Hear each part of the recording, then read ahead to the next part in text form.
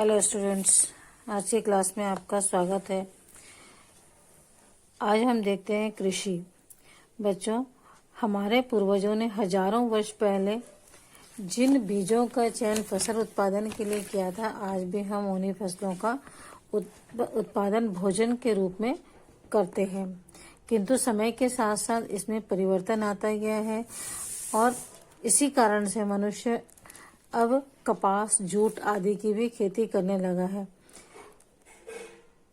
जीवन में बदलाव संभव है, जीवन में बदलाव आता रहता है। इसी प्रकार हमारे सामाजिक जीवन में बदलाव आया है। अब किसान जो है जीवन निर्वाह के अलावा व्यावसायिक कृषि भी करते हैं, जो कि नकदी फसलों के रूप में जानी जाती है, जिसे वे व्यवसाय के लिए या व्यापार करने के लिए उत्पादन करते हैं। ऐसी फसलों में कपास, जूट, तिलहन, गन्ना, ये सभी कृषि आती है। अब इन कृषि फसलों को भी उत्पादन में ये लोग प्राथमिकता देते हैं, जिससे अधिक लाभ मिल सके। फसल उत्पादन के इस व्यवसायीकरण के दृष्टिकोण से एवं मानव की बढ़ती आवश्यकताओं के कारण ही उत्पादन का प्रतिरूप में है काफी परिवर्तन देखने को मिलता है। यह उत्पादन न केवल फसल उत्पादन में बल्कि उनके समय और स्तर में भी देखा जा सकता है। हमारे देश जो है बच्चों कृषि प्रधान देश है और हजारों वर्ष पहले जब कृषि की शुरुआत हुई थी, हमने जिन बीजों का चयन किया था भोजन के रूप में, प्रायः आज भी हम उन्हीं बीजों को फसलों के रूप में या भोजन के रूप में उपयोग में लाते हैं। इसके साथ साथ व्यावसायिक कृषि हुई, जिसमें कि कृषि फसलों के उत्पादन में वृद्धि हुई है। हरित क्रांति हमारे कृषि उत्पादन का एक क्रांतिकारी परिवर्तन था, जिसने हमारे फसलों में क्रांतिकारी स्वरूप प्रदान किया। भारत में फसल ऋतु कितने प्रकार की होती है?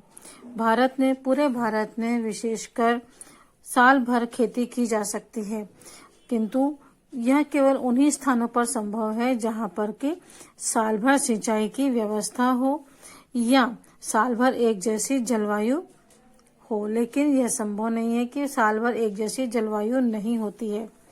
इस कारण साल भर में एक से जैसी फसल का उत्पादन नहीं हो पाता है। इसके एक उदाहरण है भारत के विभिन्न भागों में उपलब्ध है।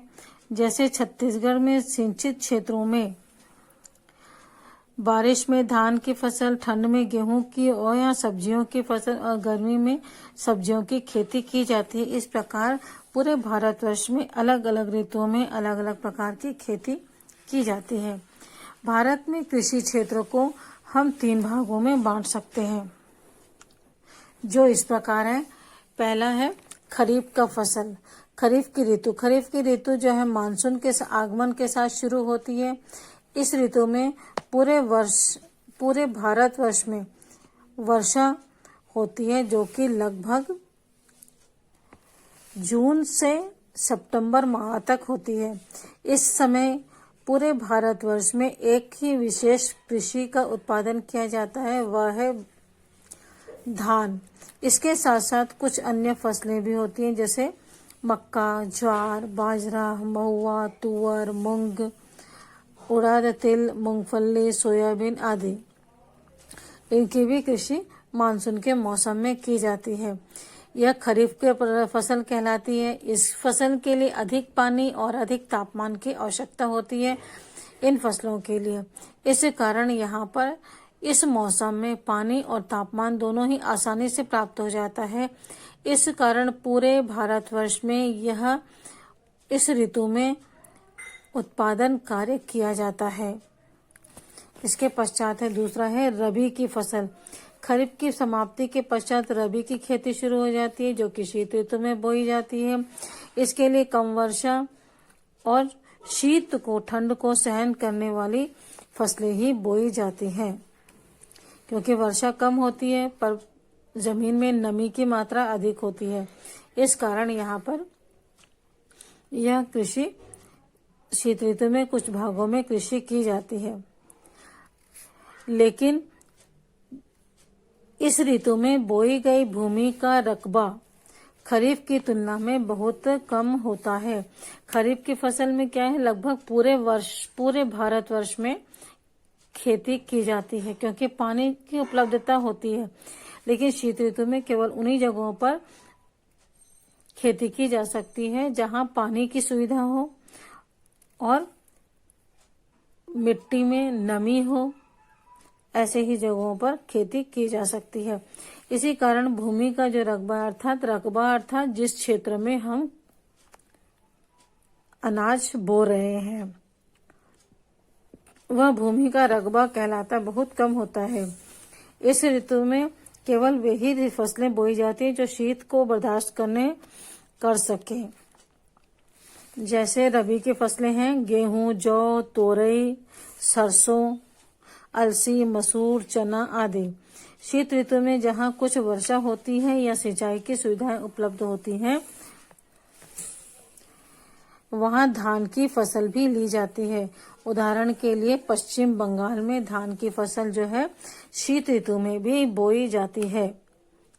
तो इस प्रकार शीत ऋतु में जो बोया गया क्षेत्र है खरीफ की फसल से कम होता है। और जहां पर सिंचाई की सुविधाएं उपलब्ध हैं वहां पर इस ऋतु में धान की खेती भी की जाती है। तीसरा है जायद फसलें। जायद फसलें जो हैं इसे गर्मा कृषि के नाम से भी जाना जाता है। इसमें बोया गया जो क्षेत्र है दोनों क्षेत्रों से ऊपर दर्शाए गए दोनों क्षेत्रों से अर्थात खरीफ और रबी की फसल में जो भूमि की फसल बोई जाती उससे बहुत कम होती है। यह केवल उन्हीं स्थानों पर हो सकता है जहां पर सिंचाई की सुविधाएं उपलब्ध हो। ठीक है, तो इस सिंचाई की सुविधा युक्त भागों में ही इसमें कृषि की जा सकती है।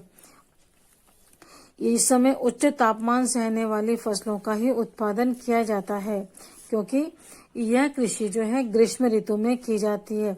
इसमें है ककड़ी, खीरा, तरबूज, सब्जियां आदि इस मौसम में बोई जाती है। सिंचाई आधारित क्षेत्रों में धान की खेती भी की जा सकती है जो छत्तीसगढ़ के मैदानी क्षेत्रों में देखी जा सकती है। ठीक है बच्चों, इसके आगे हम देखते हैं भारत में फसल उत्पादन।